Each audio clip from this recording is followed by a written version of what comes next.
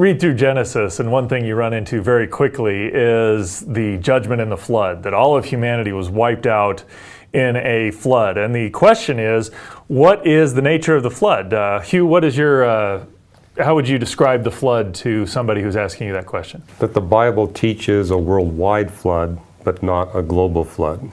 Well, what's the difference? There is a difference biblically. Every time the Bible talks about a worldwide event, it defines it as something less than the entire planet, including that of the flood.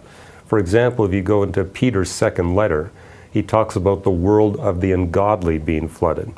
And then in that's 2 Peter 2, 2 Peter 3, he says the world at the time the event took place was flooded. The fact that he's qualifying the word world with adjectives tells us it's not the entire planet, it's something less than the planet. Okay, so when we talk about world and globe are kind of synonymous to us because we're spread over the earth.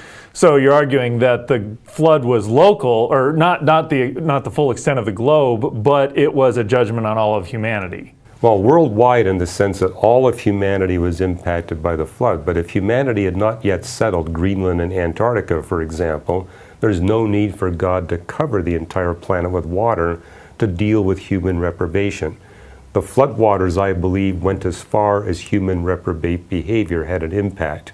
So this would this actually would provide a way to test whether this is true. That if we can find some sort of evidence for when the flood was, presumably, and also find where humanity was at the time, you could actually test whether that would hold together, correct? Well, there's actually DNA evidence that tells us that humanity was localized for a period of time and then was rapidly spread over the whole planet.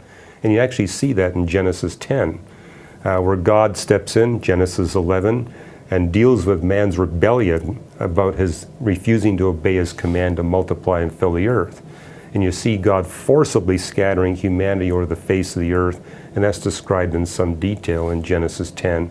And we actually have DNA evidence confirming that. That's interesting. That makes it more likely, or makes it more conceivable that this really is a local flood, because humanity tended to not obey God's command to go out and fill the earth. And so if humanity was confined to the Mesopotamia region or some large region, whatever that region was, flooding that region would judge all of humanity. Yeah, I personally believe the flood was quite extensive, but only extensive enough to wipe out all of humanity except for those on board the ark, and wiping out all the animals associated with humanity except those on board the ark. Well, and that's one common objection I've seen, is that people argue, well, that we've seen lots of local floods, but the one distinction is never has a local flood judged all of humanity. Right, right.